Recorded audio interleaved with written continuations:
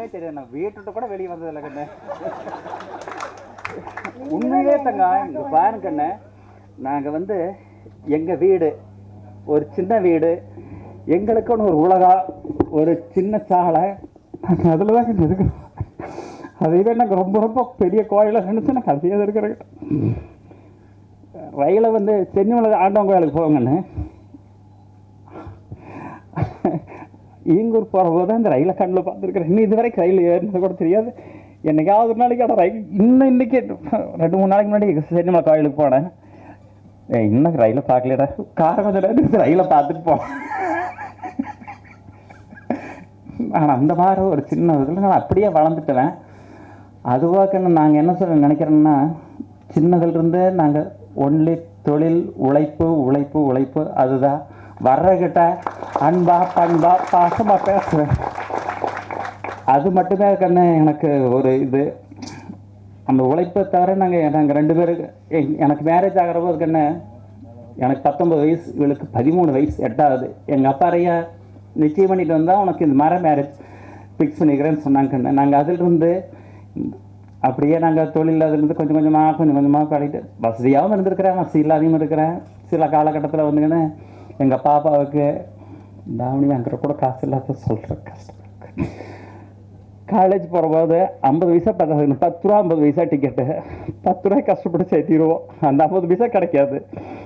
அப்போ வரைகிட்ட அந்த 50 பைசா பேக்கெட்லேருந்து எடுத்து நீ போயிட்டு திரும்பி வர்றதானே உனக்கு 50 பைசா தரேன் அப்படின்னு சொல்லி எங்கள் பாப்பாவை MBA படிக்க வச்சேன்.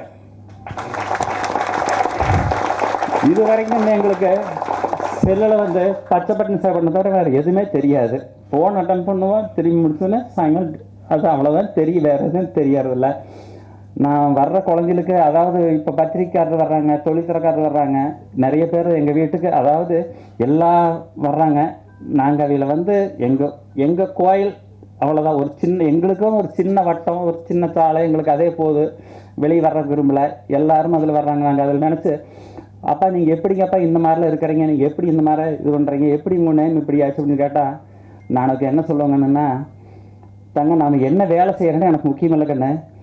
நீ வந்து குப்பை கொட்டுறனா கூட இரு, அல்லது உன்னுடைய நீ மேனேஜராரு, சூப்பர்வைசராரு, மேனேஜராரு, நீ எந்த லெவலுக்கு இருந்தாலும் சரி, நம்ம அந்த வேலை எப்படி செய்கிறோமே. இப்போ கீழே குப்பை கிடக்குதுன்னு வைக்கணும், ஒரு பேஜுக்கு சொல்கிறேன். குப்பை கிடக்குதுன்னா நம்ம அது ஃபுல்லாக க்ளீனாக கொட்டிடுவானு. இன்னொருத்தவங்க அந்த குப்பை கிடக்குன்னு கொட்டுறக்கு அதுக்கு அந்த வேலையை நாம் செய்ய வேண்டியது கிடையாது. நம்ம வேலையை நம்ம நல்லா செய்ய வேணும். இதை மட்டும் தான் நான் சொல்வேன். அப்புறம் 2வது மேனேஜர் போஸ்ட் இருக்கிற போது அந்த குழந்தைகளுக்கு நான் என்ன சொல்வேன்னா, கண்ணு நீ ஒரு மேனேஜராக இருக்கிற, நீ போன நேரத்தில் நேராக ஆஃபீஸ் ரூமில் போய் உட்காந்துக்கிற. நான் அந்த குழந்தைகிட்ட நான் என்ன சொல்கிறதுனா, நீ போய் மேனேஜர்கிட்ட போட்டேன், அங்கே யாரோ 2 ஸ்டாஃபு வராது இருப்பாங்க. உனக்கு அது அங்கே போய் 10 மணிக்கு நேராக போய் நான் ஆஃபீஸ் போய்ட்டு யாரோ ஒருத்தர் கூட்டிகிட்டு வந்து ஏன் அது வரல இது வரல, இந்த ஃபைல் பாஸ் ஆகலையே அதாகலையே இருக்கிட்ட உனக்கு மண்டை பிச்சுட்டு தெரிய வேண்டாம். நீ போன உடனே உன்னுடைய கண்ட்ரோல் இருக்கிற ரூம் நீ ஃபுல்லாக ரவுண்ட் அடிச்சுட்டு வா. ரவுண்ட் அடிச்சு அப்புறம் போய் உன்னுடைய ரூமில் போய் உட்காரு.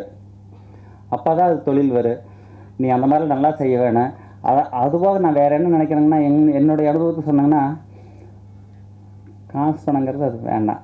அது 2வது. நாம் என்ன பாடுபடுறோமோ அது ஆண்டவன் நம்மளுக்கு கொடுத்தே தீருவான். காசு பணங்கிறது அது நாம் எப்படி செய்கிறோமோ அந்த தொழில் நல்லா சுத்தமாக நல்லா செய்ய வேணும். இது மட்டும்தான் நாங்கள் விரும்புகிறோம். அதாவது ஒரு ஹோட்டலில் வந்து அவ்வளோ வெரைட்டி 6 feet லெங்க்த்து வாழை இலையை வச்சு சாப்பாடு போடுவாங்க. ஆனால் யாருக்கும் பில் கிடையாது. உங்களுக்கு என்ன தோணுதோ அதை வந்து நீங்கள் உண்டியில் போட்டு போகலாம். அவங்க வந்து டிமாண்ட் பண்ணவே மாட்டாங்க. பணங்கிறது இல்லைங்க. அப்புறம் அதாவது நம்மளுக்கு வந்துங்க சம்பளம் எவ்வளவு கிடைக்கிறதுங்கிறது இல்லை. அதாவது நம்ம தொழில் எந்த தொழில் நினைச்சாலுமே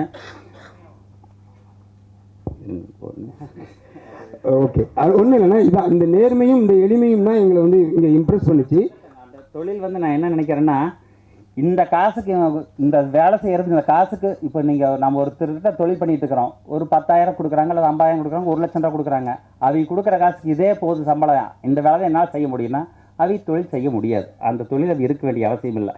அது எவ்வளோ கொடுத்தாலும் சரி, நம்மளுக்கு அதை பற்றி பிரச்சனை இல்லை. நம்ம தொழிலை நம்ம கரெக்டாக செஞ்சிட வேணும். மீதி ஆண்டவன் பார்த்துப்பான். அவ்வளோதான், வேற ஒன்றும் இல்லை. சொன்னாங்க அதுதான் எனக்கு வேறு ஒன்றும் வேண்டாங்க. சரி அக்கா, சரி தாங்க கண்ணே.